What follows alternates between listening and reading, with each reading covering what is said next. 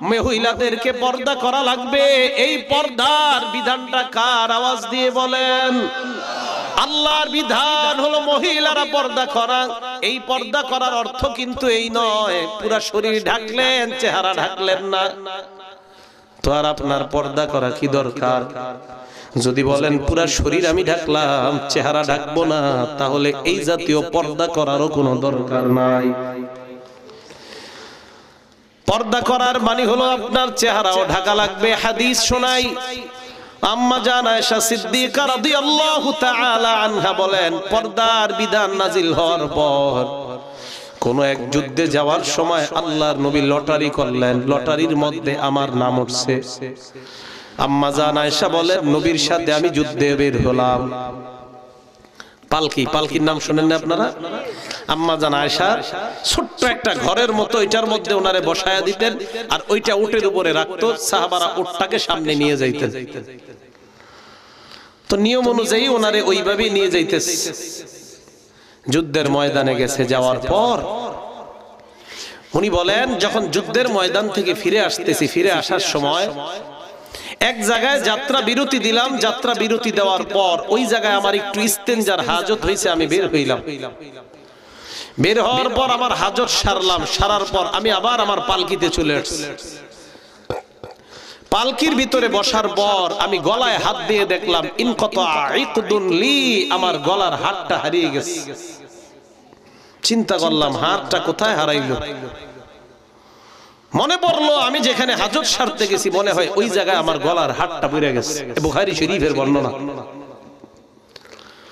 আম্মা জান আয়েশা বলেন, আমি পালকি থেকে চুপে চুপে নাইমা আবার ওই জায়গায় হাত তালাশ করতে গেলাম। বুঝছেন? সাহাবারা আসছে, আসার পর পালকি উটের উপরে উঠাইছে, পালকির ভিতরে আম্মা জান আছে। জোরে বলেন। পালকিটা উটের উপর উঠানোর পর উট রওনা করছে, আম্মা জান কিন্তু পালকিতে নাই। সাহাবারা বুঝতেও পারে নাই। কেন বুঝে নাই জানেননি? আম্মা জান আয়েশা বলেন, আমি এত পাতলা ছিলাম, আমি ভিতরে আছি না নাই এটা সাহাবারা বুঝতে পারতো না। এত পাতলা আমি ছিলাম, ভিতরে না থাকলেও তারা মনে করতো আমি মনে হয় ভিতরেই আছি। খুব পাতলা ছিলাম। আমি আমার হাতটা পেয়ে গেলাম। হাত পাওয়ার পর আমি আমার জায়গায় আসলাম। আসার পর দেখি সব সাহাবা এবং নবী সবাই চলে গেছে, কারণ তাদের ধারণা আমি পালকির ভিতরেই আছি। আম্মা জান আয়েশা বলেন, আমি চিন্তা করলাম আল্লাহর নবী যখন দেখবে আমি পালকির মধ্যে নাই, সাহাবা পাঠাইবে আমাকে নেওয়ার জন্য। আম্মা জান আয়েশা বলেন, আমি সাথে সাথে ওই জায়গায় বসে গেলাম। বসার পর আমার ঘুম আসছে, আমি ঘুমায়া গেলাম। ঘুমায়া যাওয়ার পর একজন নবীর সাহাবা সফওয়ান রাদিয়াল্লাহু তাআলা, উনি তখনও মদিনায় যায় নাই। উনি রওনা করলেন ভোরের বেলা। রওনা করার পর যাইতে যাইতে দেখে একজন মানুষের ছায়া দেখা যায়। ওই মানুষটা শুয়ে শুয়ে ঘুমাইতেছে। হযরত সফওয়ান তার দিকে তাকায়া দেখে এটা তো অন্য কেউ নয়, উনি হলেন আম্মা জান আয়েশা রাদিয়াল্লাহু তাআলা আনহা। আম্মা জান আয়েশা বলেন, এ দুনিয়ার মানুষ তোমরা প্রশ্ন করতে পারো আম্মা জানকে হযরত সফওয়ান কিভাবে চিনতে পারলেন? আম্মা জান আয়েশা বলেন, পর্দার বিধান নাজিল হওয়ার আগে সফওয়ান আমাকে দেখছিল, এই কারণে আমারে চিনতে পারছে।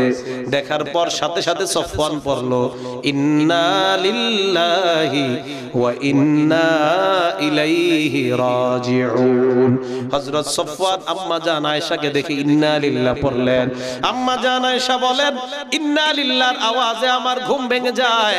আমি ঘুম থেকে ওঠার পর সাথে সাথে আমার মুখ আমি ঢেকে নিলাম। এর মানে কি বোঝা যায়?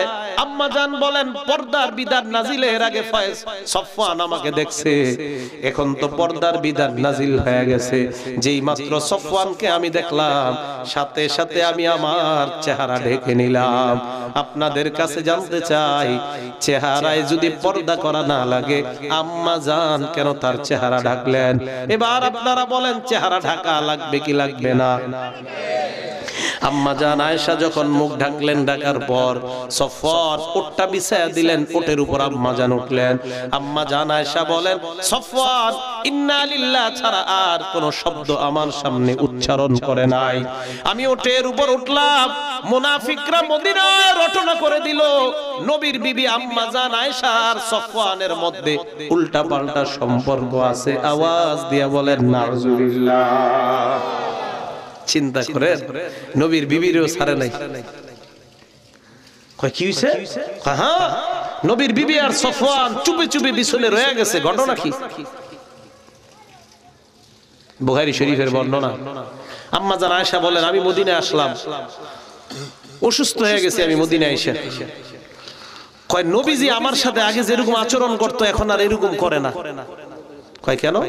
কয় আমি ঘরের মধ্যে অসুস্থ, নবীজি আমারে আগে অসুস্থতার অবস্থায় যে আদর করতেন, মহব্বত করতেন, এখন ঘরে ঢুইকা খালি কয় আসসালামু আলাইকি কাইফা তিকি, আসসালামু আলাইকুম আয়েশা তুমি কেমন আছো, আর কিছু জিগায় না। বুঝছেন? আম্মা জান আয়েশা বলেন, 1 মাস পর্যন্ত আমি অসুস্থ, কিন্তু 1 মাসে আমি কিছুই জানি না মদিনায় যে উল্টা পাল্টা রটনা হইছে। 1 মাস পর্যন্ত মদিনার অলিগলির মধ্যে একটাই চর্চা, নবীর বিবি আর সফওয়ানের মধ্যে উল্টা পাল্টা সম্পর্ক। চিল্লায় অন্তর থেকে বলেন নাউজুবিল্লাহ। এই কথা বলার পর আয়েশা সিদ্দিকা 1 মাস উনি জানে না ওনার ব্যাপারে যেগুলা চলতেছে, উনি কিছুই জানে না। কয় মাস? 1 মাস। 1 মাস পর একটু বুঝেন আপনারা হাদিসটা। আম্মা জান আয়েশা বলেন, রাতের বেলা আমি ইস্তিনজায় বের হলাম, আমার সাথে আমার খাদেমা, এই খাদেমাকে নিয়ে বের হলাম। খাদেমা শরীরের মধ্যে কাপড় পেঁচায় হঠাৎ পড়ে গেছে, আমি তাকে ধরলাম। সে বলল, মিস্তাহ ধ্বংস হোক, মিস্তাহ ধ্বংস হোক। মিস্তাহ একজন সাহাবার নাম, উনি হলেন এই মহিলার ছেলে। আয়েশা সিদ্দিকা বলে, এই তুমি কি বললা, তোমার ছেলের জন্য বদদুয়া করলা, একজন বদরের সাহাবা, ওনার ব্যাপারে তুমি বদদুয়া করলা কেন? কয় সর্বনাশ আম্মা জান, আপনি কিছু জানেন না। কয় কি জানমু? কয় ইন্না লিল্লাহ, কিছু জানেন না। কয় কি জানমু?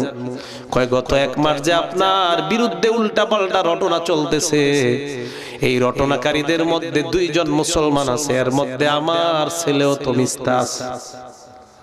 আম্মা জান কয় মানি কি? কয় মানি হলো আপনার আর সফওয়ানের মধ্যে নাকি উল্টা পাল্টা কি ঘটছে, এই চর্চা গত 1 মাস মদিনায়। খো নবী এই কারণে আমার সাথে এরকম ব্যবহার করে ঘরে ঢুইকা। বাসায় গেলেন, যাওয়ার পর বললেন, ইয়া রাসূলুল্লাহ অনুমতি দেন আমি আমার বাপের বাড়িতে যাবো। নবীর সাথে এই বিষয়ে কিছুই কয় না। নবীজি কয় যাও।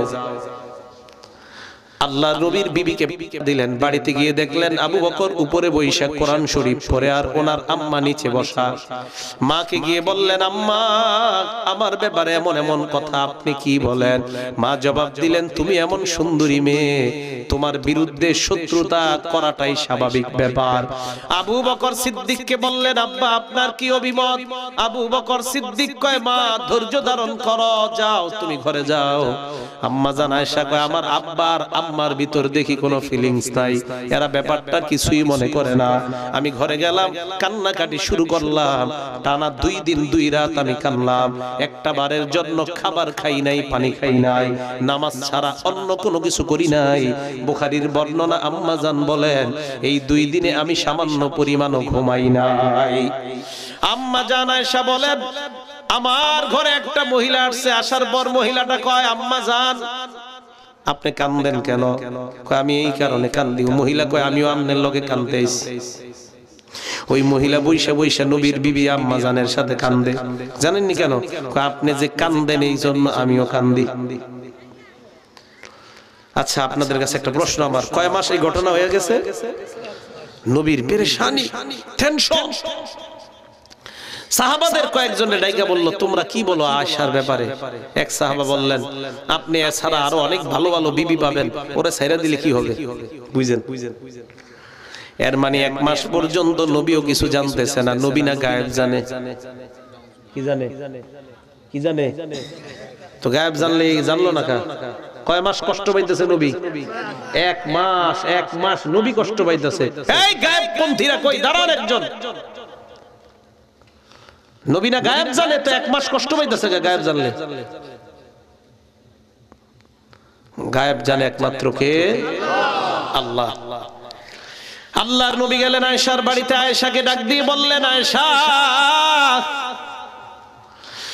আয়েশার কাছে যাওয়ার আগে আয়েশার খাদেমাকে ডাক দিয়ে বললেন, ও খাদেমা, আয়েশারে তুমি কেমন জানো বলো, আয়েশা কেমন? খাদেমা কয় এই আয়েশার মতো এমন মেয়ে দুনিয়ায় হয় না, খালি একটা দোষ আছে। কয় কি দোষ? কয় জানেননি কেমন সহজ সরল। আয়েশা যখন খোলার মধ্যে পিঠা দেয়, ওই পিঠা খোলার মধ্যে দিয়ে ঘুমায়া যায়, কুকুর আসে ছাগল আইসা পিঠা খায়ালায় বলতেও পারে না হুজুর আপনার বিবি এমন সহজ সরল। চিন্তা করেন, কয় খোলায় পিঠা দেয়, পিঠা দিয়ে ঘুমায়া যায়, এত সহজ সরল আয়েশা। আল্লাহর নবী এই কথা শোনার পর আয়েশার কাছে গেলেন, যাওয়ার পর বললেন আয়েশা তোমার কাছে আমি আসলাম, কিছু কথা জিজ্ঞাসা করতে চাই। আয়েশা বললেন কি বলবেন বলেন। আয়েশা যদি কিছু ঘইটা থাকে আল্লাহর কাছে তওবা করো, আল্লাহ তওবা কবুল করবেন। আর যদি কিছু ঘইটা না থাকে আল্লাহ তোমাকে পুত পবিত্র করবেন। আয়েশা তার মা বাবার দিকে তাকায় বললেন আব্বা আপনি জবাব দেন। মারে বললেন আম্মা আপনি জবাব দেন। আবু বকর সিদ্দিক কয় নবীর সামনে আমি কিছু কইতে পারবো না। মা কয় আমি নবীর সামনে কিছু বলতে পারবো না। আম্মা জান আয়েশা বলেন তার মানে যা বলার আমারই বলা লাগবে। আল্লাহর নবীকে ডাক দিয়ে বললেন হাবিব আমি যদি বলি এই অপরাধ আমি করছি, আমার আল্লাহ জানে আমি করি নাই, তাহলে আপনারা বিশ্বাস করে নিবেন, কারণ আপনাদের অন্তরের মধ্যে আমার ব্যাপারে সন্দেহ আছে। আর যদি বলি আমি এই অপরাধ করি নাই, আপনারা বিশ্বাস করবেন না। ফাসবরুন জামিল, আমি ধৈর্য ধারণ করলাম, আমি আল্লাহর উপর ভরসা করলাম, যা ফয়সালা আমার আল্লাহ করবে, আমি এছাড়া অন্য কিছু আর বলতে পারবো না। আম্মা জান আয়েশা বলেন আমি দৌড়ে আমার বিছানায় গেলাম, বিছানায় শুয়ে আমি কান্না করতে লাগলাম। আল্লাহ নবী ঘরের বাহিরে গেলেন, যেই মাত্র দরজায় গেলেন আল্লাহ আসমান থেকে আমার পবিত্রতা ঘোষণা করে কোরআনের 10টা আয়াত নাজিল করে দিলেন। আল্লাহর নবী ঘরে আয়েশা কয় আয়েশা সুসংবাদ গ্রহণ করো। বিবি তো একটু অভিমান করছে। আবু বকর কয় যাও নবীর সামনে যাও। কয় না আমি ওনার সামনে যাব না। মা কয় যাও যাও স্বামীর সামনে যাও। কয় যাবো না, আমারে বিশ্বাস করে নাই কেন? আয়েশা কয় আমি আল্লাহ ছাড়া কারো সামনে যাব না। এই যে আয়েশা এই হাদিসের মাধ্যমে কি বুঝাইলেন? পর্দার আয়াত নাজিলের পরের এই ঘটনা। আয়েশা বলেন পর্দার আয়াত নাজিলের পরে সফওয়ান আমারে দেখা চিনছে, তোমরা কিন্তু সন্দেহ করবা না। এই চিনার অর্থ হলো এই, পর্দার আয়াত নাজিলের আগে সফওয়ান আমাকে দেখছে, পর্দার আয়াত নাজিলের পর দেখার সাথে সাথে আমি আমার চেহারা ঢেকে ফেললাম। তাহলে আপনাদের কাছে প্রশ্ন, পর্দার মধ্যে চেহারা অন্তর্ভুক্ত কিনা? পর্দা করা চেহারার মধ্যে লাগবে কি লাগবে না? আরো জোরে বলেন। ক্বালা রাসূলুল্লাহ সাল্লাল্লাহু আলাইহি ওয়াসাল্লাম, আল্লাহর নবী বলেন ফাত্তাকুদ দুনিয়া ওয়াত্তাকুন নিসা, তোমরা দুনিয়া থেকে বেঁচে থাকবা, নারীদের থেকে বেঁচে থাকবা। ফাইন্না আউওয়ালা ফিতনাতি বানি ইসরাঈলা কানাত ফিন নিসা, বনি ইসরাইলের মধ্যে নারীদের কারণে দুনিয়ায় প্রথম ফিতনা হয়। হযরতে মূসা নবীর ব্যাপারে একদল বনি ইসরাইল সম্প্রদায় বালআমে বাউর নামক এক বুজুর্গের কাছে যায়। ওই বুজুর্গ যেই দোয়া করে সাথে সাথে আল্লাহ তার দোয়া কবুল করে নেয়। ওই বুজুর্গের কাছে গিয়ে বলে বালআম নবী মুসার বিরুদ্ধে তুমি বদদোয়া করো। বালআম কয় না, মুসার বিরুদ্ধে বদদোয়া করলে আমার বদদোয়া কখনো কবুল হবে না। জনগণ চিন্তা করলো কি, বালআম বাউর কয় না না নবীর বিরুদ্ধে বদদোয়া করা যাবে না। জনগণ কয় তারে বাগে আনতে হবে তার বিবির মাধ্যমে। বিবিরে গিয়ে ধরছে, ধরার পর কয় তুমি তোমার স্বামীরে বুঝাইয়া নবী মুসার বিরুদ্ধে বদদোয়ার ব্যবস্থা করো, যত টাকা পয়সার প্রয়োজন আমরা সব টাকা পয়সা দিব। এই কথা বলার পর বালআমের বিবি বালআমকে গিয়ে কয় স্বামী আমার, তুমি একবার মুসার বিরুদ্ধে বদদোয়া করো, ঢেল সম্পত্তির মালিক আমরা হয়ে যাব। বালআম কয় আমার জিন্দেগিটা তুই নষ্ট করিস না। এক পর্যায়ে সবাই বলল তোমারে আরো টাকা দিব আমরা। বিবি বারবার পটাইতে পটাইতে রাজি করে ফেলছে। বালআম পাহাড়ের উপর উঠছে মুসা নবীর বিরুদ্ধে বদদোয়া করার জন্য। যেই মাত্র আল্লাহর দরবারে মুসা নবীর নামটা নিবে, সাথে সাথে দেখে জিহ্বাটা বের হইয়া নাভি পর্যন্ত চলে আসছে। জিহ্বাটা বের হয়ে যাওয়ার পর বালআম বনি ইসরাইলকে একটা পরামর্শ দিল, আমারে তো তোমরা ধ্বংস করলা, তোমাদেরকে আমি একটা বুদ্ধি দেই, বনি ইসরাইলের সামনে নারীদেরকে উলঙ্গ করে তোমরা রাস্তায় ছেড়ে দাও, তাহলে দেখবা তারা আর সামনে যাইতে পারবে না। হযরতে মূসা নবী তার বাহিনী নিয়ে বের হলেন, হারুন নবীকে পিছনে রাখলেন আর বলে দিলেন, সাবধান সাবধান, তোমরা নজরকে উপরের দিকে উঠাইবা না, নজর যদি উপরে উঠাও ধ্বংস হয়ে যাইতে পারো। মূসা নবী কথা বলার পর ওনার সম্প্রদায় ওনার পিছনে চলতেছে। হঠাৎ একটা বদমাশ চিন্তা করলো, নজরটা একটু উঠায় দেখি কি দেখা যায়। যেই মাত্র নজর উঠায় দেখে বিবস্ত্র একজন অর্ধালঙ্গ নারী দেখা যায়। বলেন নাউজুবিল্লাহ। ওই নারীকে পাহাড়ের পিছনে নিয়ে ব্যভিচারে লিপ্ত হয়ে যায়। আল্লাহর আসমানের গজব সবার উপর শুরু হয়ে যায়। হারুন নবী চিন্তায় পড়ে গেলেন, গজব কেন আসতেছে? মূসা নবীও চিন্তায় পড়ে গেলেন, গজব আসার কারণটা কি? এক পর্যায়ে তাকায় দেখে পাহাড়ের পিছনে দুইজন ব্যভিচারে লিপ্ত হয়ে গেছে। এই দৃশ্য দেখার পর তরবারি নিয়ে এই দুইজনকে হারুন নবী হত্যা করলেন। যেই মাত্র হত্যা করলেন সাথে সাথে আল্লাহ গজব আসমানে উঠায় নিলেন। তাহলে কি বোঝা যায়? নারী যদি পর্দা ছাড়া বের হয় আল্লাহর গজব আসবে কি আসবে না? এই জন্য নবী হাদিসের মধ্যে বলেন, রুব্বা কাসিয়াতিন আরিয়াত, একদল নারী আছে এমন জাহিলি যুগের ব্যাপারে আল্লাহ বলেন, ওয়ালা তাবাররুজনা তাবাররুজাল জাহিলিয়াতিল উলা, নারীরা তোমরা জাহিলি যুগের মতো রাস্তায় বের হবা না। জাহিলি যুগের মধ্যে নারীরা যেই পোশাক পরতো, এই পোশাকের সাইড দিয়ে এইভাবে কেচি দিয়ে কাইটা এই পর্যন্ত তারা পোশাক খোলা রাখতো। আল্লাহ পাক বলেন, ওই জাতীয় নারীর মতো তোমরা রাস্তায় বের হবা না। বলেন তো নারীরা পর্দা ছাড়া উলঙ্গ হয়ে রাস্তায় বের হওয়া নিষেধ কার? আর জোরে বলেন কার? এবার আপনাদের প্রশ্ন, হুজুর এই জামানায় তো নারীরা এইভাবে বের হয় না। আল্লাহর নবী বলেন, রুব্বা কাসিয়াত আরিয়াত, একদল নারী হবে শেষ জামানায় যেই নারীরা পোশাক পরবে ঠিক, পোশাক পরার পরেও তারা উলঙ্গ। সাহাবারা অবাক হয়ে গেলেন, পোশাক পরলে আবার কিভাবে উলঙ্গ হয়? আল্লাহর নবী জবাব দিলেন, মাইলাত মুমিলাত, এমন পোশাক তারা পরবে যেই পোশাক পরার কারণে নিজেও অন্যের দিকে আকৃষ্ট হবে, অন্য পুরুষকেও তার দিকে আকৃষ্ট বানায়। আপনারা সত্যি করে বলেন, নারীদেরকে এমন পোশাকে বর্তমানে দেখা যায় কি যায় না? এমন পোশাক নারীরা পরে কিনা যেই পোশাকে পুরুষরা আকৃষ্ট হয়, আছে না নাই? আল্লাহর নবী বলেন, ওই নারীরা কেমন?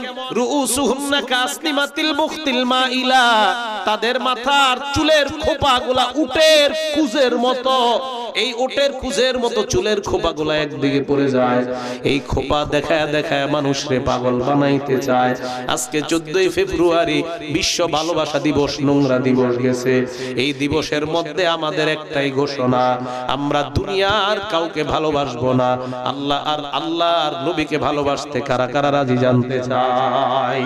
সবাই এবার হাত নামান। একটা আশ্চর্য হাদিস শুনেন। আল্লাহ পাক রব্বুল আলামিন হাদিসে কুদসির মধ্যে বলেন, মান তাকাররাবা ইলাইয়া, আমার বান্দা আমার কাছাকাছি যদি বুঝতে চায়, আল্লাহ পাক বলেন, আমার বান্দা মা তাকাররাবা ইলাইয়া আবদি বিশাইইন আহাব্বা ইলাইয়া মিম্মা ইফতারাতু আলাই, আমার বান্দা যদি আমার কাছে যাইতে চায়, আল্লাহর কাছাকাছি যাইতে সবাই রাজি আছি না নাই? আল্লাহ বলেন, আমার কাছাকাছি যদি যাইতে চাও তাহলে ফরজ বিধানগুলা পালন করবা ঠিক মতো। ফরজ বিধান পালন করার মাধ্যমে বান্দা একদম আমার নিকটবর্তী হয়ে যায়। এবার আল্লাহ পাক বলেন, ওয়া মা ইয়াজালুল আবদু ইয়াতাকাররাবু ইলাইয়া বিন্নাওয়াফিল, নফলের মাধ্যমে বান্দা আমার কাছে আসতে আসতে আসতে আসতে এমন হয়ে যায়, হাত্তা আহিব্বাহু, এক পর্যায়ে ওই বান্দাকে আমি আল্লাহ ভালোবাসা শুরু করে দেই। আল্লাহ কয়, বান্দাকে যখন আমি ভালোবাসা আরম্ভ করে দেই, হাত্তা কুনা সামআহুল্লাযী ইয়াসমাউ বিহি ওয়া বাসারাহুল্লাযী ইউবসিরু বিহি ওয়া ইয়াদাহুল্লাতী ইয়াবতিশু বিহা ওয়া রিজলাহুল্লাতী ইয়ামশী বিহা। আমি বান্দার কান হয়ে যাই, ওই কান দিয়া বান্দা শুনে। আমি বান্দার চোখ হয়ে যাই, ওই চোখ দিয়া বান্দা দেখে। আমি বান্দার হাত হয়ে যাই, ওই হাত দিয়া বান্দা স্পর্শ করে। আমি বান্দার পা হয়ে যাই, ওই পায়ের মাধ্যমে বান্দা চলে। সুবহানাল্লাহ। যখন বান্দাকে আল্লাহ ভালোবাসেন, জিবরিল আমিনকে ডাক দিয়া বলে, জিবরিল ইন্নী উহিব্বু ফুলান, আমি দেওয়ালপাড়া অমুকের সন্তান অমুককে ভালোবাসি। ফাহিব্বাহু জিবরাইল, তুমিও তাকে ভালোবাসো। জিবরাইল আমিনকে এই কথা বলার পর জিবরাইল আসমানের মধ্যে ঘোষণা করে, আল্লাহ ওই বান্দাকে ভালোবাসে, আমিও ভালোবাসি। ফাহিব্বুহু, তোমরাও ওই বান্দাকে ভালোবাসা শুরু করো। আসমানের একজন দুইজন ফেরেশতা নয়, লাখ লাখ ফেরেশতা ওই বান্দাকে ভালোবাসা আরম্ভ করে দেয়। তাহলে আল্লাহর ভালোবাসার পাত্র সকলে হতে চাই না? আওয়াজ দিয়া বলেন, হতে চাই না? তাহলে বিধান মানবো একমাত্র কার? 2 নাম্বার নবীর বিধান। রাজি আছি তো? হাত নামান। ফরজ বিধানের মধ্যে শ্রেষ্ঠ বিধানের নাম কি বলেন? সবাই বলেন, আরো জোরে বলেন। যারা ফজর পড়েন না তারাও কোন, মানে এই 2-4 জন পড়েন আর বাকিটা পড়ে। যারা নামাজ ফজর পড়েন না আর পড়েন সবাই কোন, সবাই বলেন। আল্লাহর কাছে সবচেয়ে শ্রেষ্ঠ ফরজ বিধানের নাম কি? এই নামাজ কার বিধান? আওয়াজ দিয়ে বলেন। আল্লাহর এই বিধানটা সকলে আমরা মানতে রাজি আছি না নাই? আজকে থেকে আমরা নামাজ পড়ব এইভাবে। নামাজের মধ্যে যখন আমরা যাব, যাওয়ার পর ঘর থেকে বের হওয়ার পর আমার মনে মনে আসবে, আমি আল্লাহর বিধান পালন করার জন্য মসজিদে রওনা করলাম। হাদিসের মধ্যে আসছে, যেই মাত্র ঘর থেকে আপনি বাহিরে পাটা দেন, আপনার মনের নিয়ত একমাত্র মসজিদ ছাড়া অন্য কিছু নয়।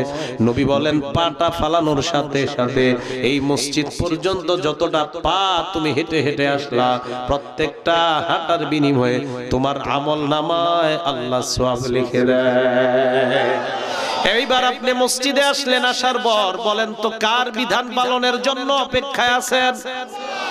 এশার নামাজ দাঁড়াবে 7:30, এসে বললেন 7:20 নামাজের বাকি আছে কয় মিনিট? এই যে 10 মিনিট আপনি বসে রইলেন, আল্লাহ নবী বলেন ইন্তিজারুস সালাতি সালাত, 10 মিনিট নামাজের জন্য অপেক্ষা করলা। এই 10 মিনিটও তুমি নামাজে থাকলে যেই সওয়াব, নামাজের অপেক্ষা করার কারণেও আল্লাহ তোমাকে ওই পরিমাণ সওয়াব লিখে দেয়। বিধানটা কার? এবার নামাজে দাঁড়াইলেন, দাঁড়ানোর পর ভালো করে বুঝেন, আমরা অনেকে নামাজ পড়ি, পড়ার পরেও নামাজ আমাদেরকে অশ্লীলতা থেকে বাধা দেয় না। সূরা আনকাবুতে আল্লাহ বলেন, ইন্নাস সালাতা তানহা আনিল ফাহশাই ওয়াল মুনকার, নিশ্চয়ই নামাজ নামাজিকে অশ্লীলতা এবং মন্দ কাজ থেকে বাধা দেয়। খুব ভালো করে এই জায়গাটা বুঝবেন, আশ্চর্য একটা কথা।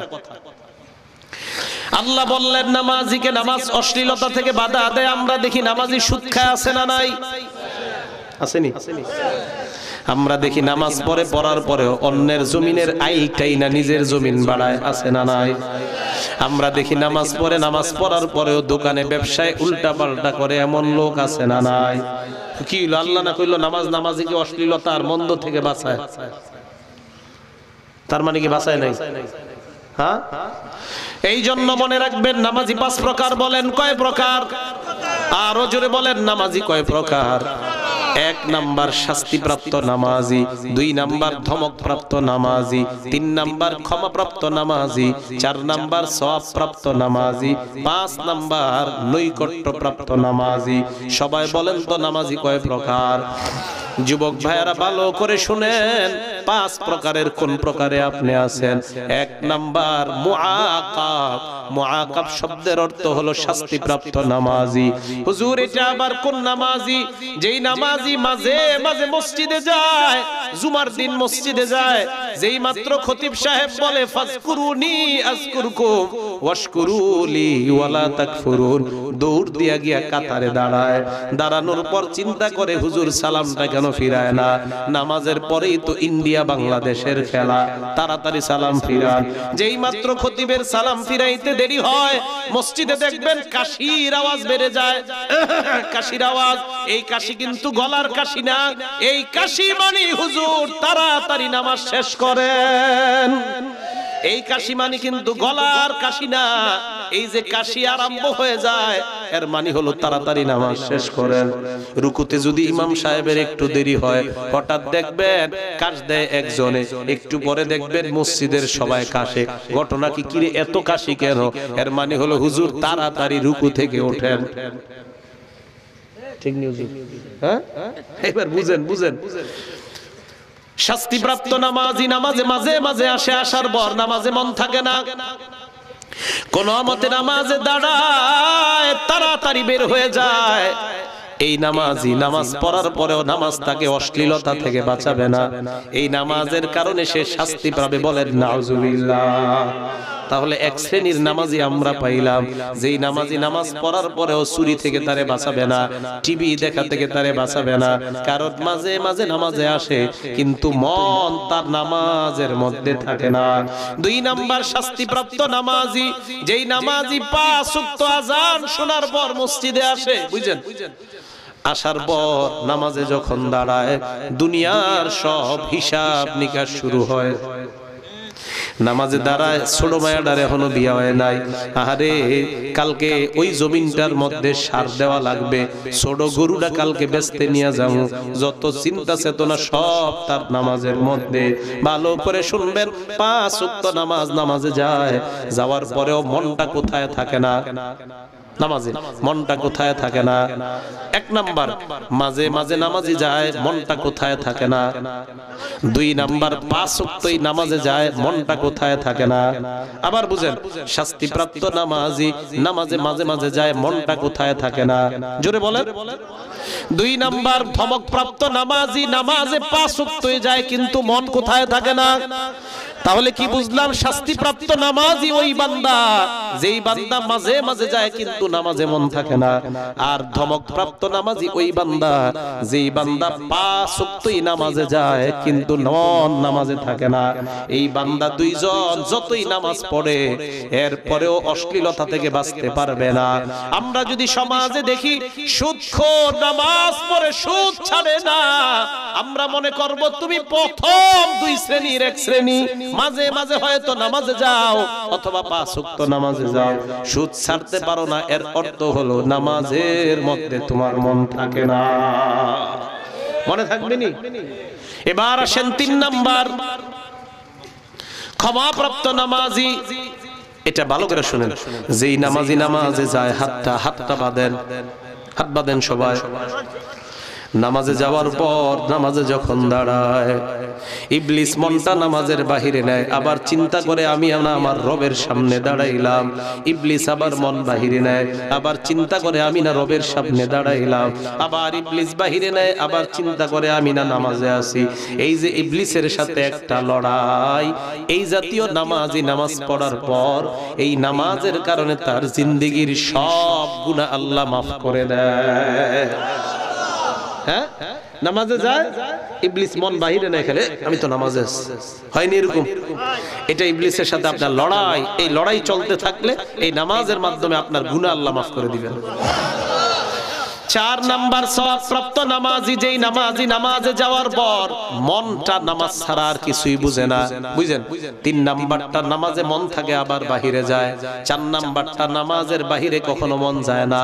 এই নামাজি নামাজের মাধ্যমে আসমান থেকে সওয়াবের পর সওয়াবের পর সওয়াব পায়।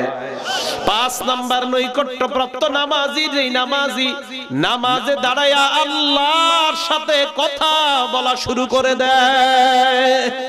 ওই নামাজই হলো নৈকট্যপ্রাপ্ত নামাজই। ভালো করে মনে রাখবেন, নৈকট্যপ্রাপ্ত নামাজ এটা কাদের নামাজ?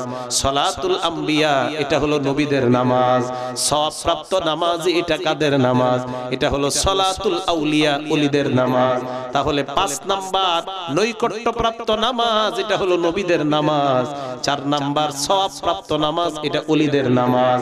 3 নাম্বার ক্ষমাপ্রাপ্ত নামাজি, এটা হলো সালাতুল মাগফুরিন, ক্ষমাপ্রাপ্ত বান্দাদের নামাজ। আর 2 নাম্বার ওই যে 5 ওয়াক্ত নামাজে যায় কিন্তু নামাজে মন থাকে না, এটা হলো সালাতুল গাফিলিন, উদাসীনদের নামাজ। আর 1 নাম্বার নামাজে মাঝে মাঝে যায় মন নামাজে থাকে না, এটা হলো সালাতুল মুনাফিকিন। আওয়াজ দিয়ে বলেন নাউজুবিল্লাহ। এবার আপনাদেরকে আমি একটা প্র্যাকটিস শিখাবো। আল্লাহর নবী শিখায়া দিবেন, নামাজের মধ্যে যখন আমরা দাঁড়াই আল্লাহর সাথে কথা বলার একটা সিস্টেম নবী শিখায়া দিবেন। এই সিস্টেমটা সকলে শিখতে রাজি আছি না নাই? এবার আবার হাত বাঁধেন। যেই মাত্র আপনি হাত বাঁধলেন, আল্লাহর নবী বলেন আনতা আবুদাল্লাহ কান্নাকা তারা।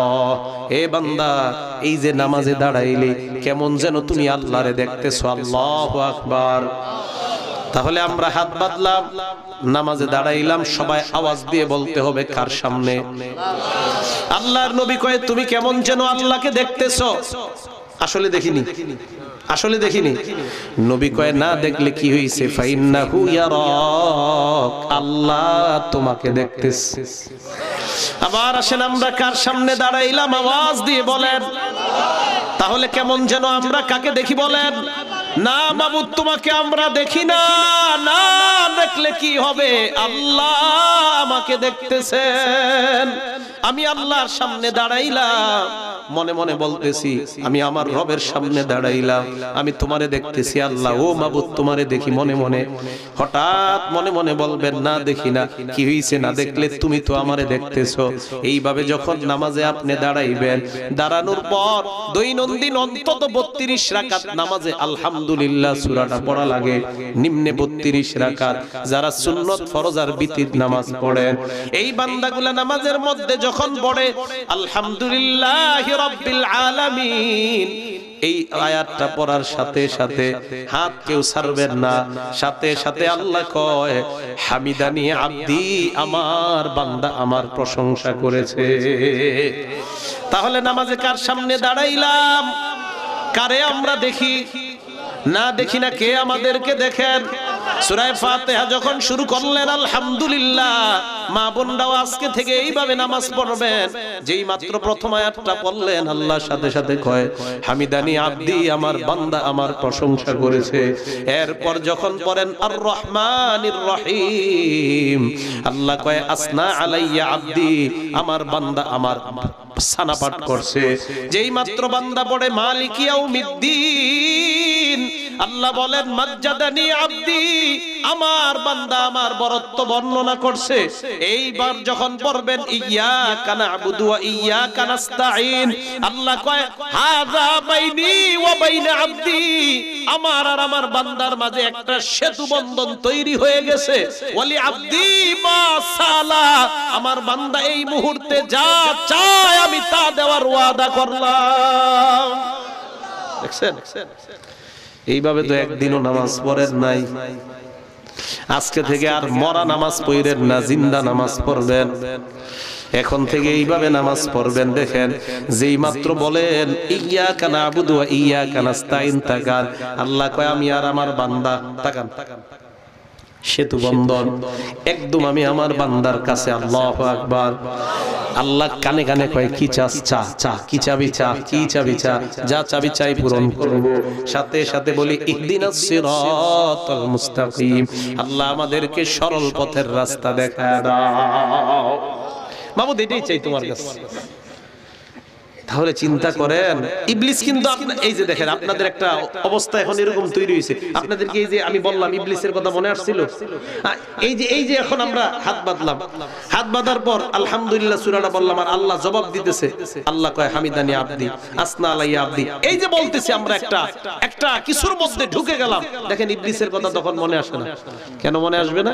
ওই যে নামাজের মধ্যে আপনি এখন আল্লাহ ছাড়া কিছু বুঝতেছেন না, আপনি আলহামদুলিল্লাহ সূরা পড়তেছেন আর চিন্তা করতেছেন আমার আল্লাহ জবাব দেয়, আর রহমানির রহিম পড়লাম আল্লাহ জবাব দিছে, মালিক ইয়াউমিদ্দিন পড়লাম আল্লাহ জবাব দিছে, ইয়্যাকা না'বুদু পড়লাম আল্লাহ জবাব দিছে।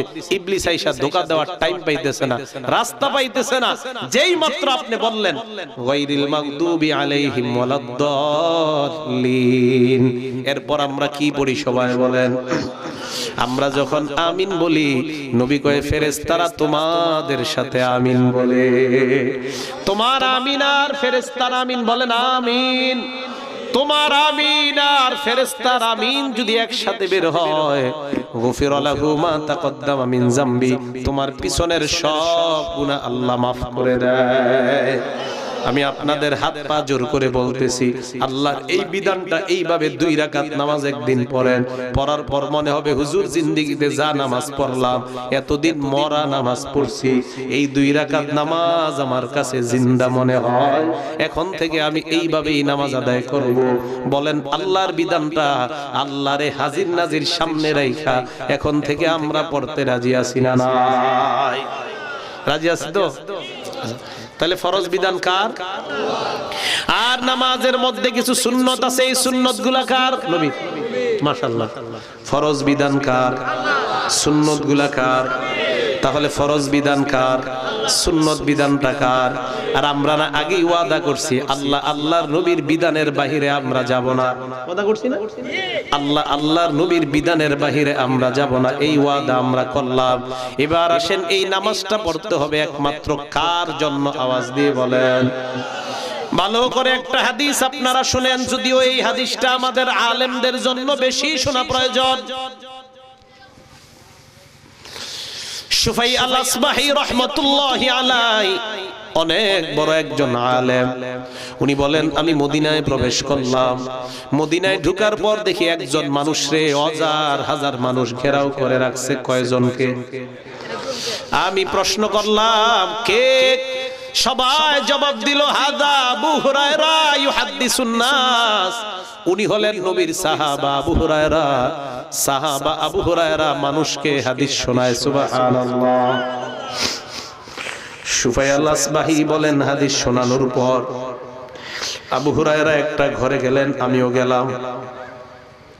ওই ঘরে যাওয়ার পর আবু হুরায়রাকে আমি বললাম, ও নবীর সাহাবা আবু হুরায়রা, এমন একটা হাদিস আমারে আপনি শোনান, যে হাদিসটা আপনি ভালোভাবে বুঝছেন, এমন একটা হাদিস শোনান।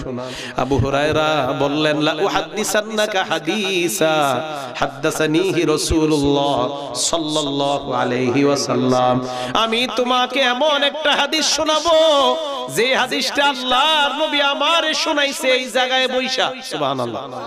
এই জায়গায় বইসা শোনাইছে। এই কথা বলার সাথে সাথে আবু হুরায়রা বেহুশ হয়ে গেছে। হাদিস শোনাইছিনি? হাদিস শোনাইছে না, শোনায়া বেহুশ হয়ে গেছে। হুশ ফিরে আসছে। হুশ ফিরে আসার পর ওই ব্যক্তি বলতেছে, আবু হুরায়রা কি ব্যাপার, আপনি বেহুশ হয়ে গেলেন? আবু হুরায়রা জবাব দেয়, আমি তোমার এমন একটা হাদিস শোনাবো যে হাদিসটা আল্লাহর নবী আমারে এমন ভাবে শোনাইছে আমার আর নবীর মাঝে অন্য কেউ ছিল না। এই কথা বইলা আবু হুরায়রা আবার বেহুশ হয়ে গেছে। কয়বার? হাদিস শোনাইছিনি।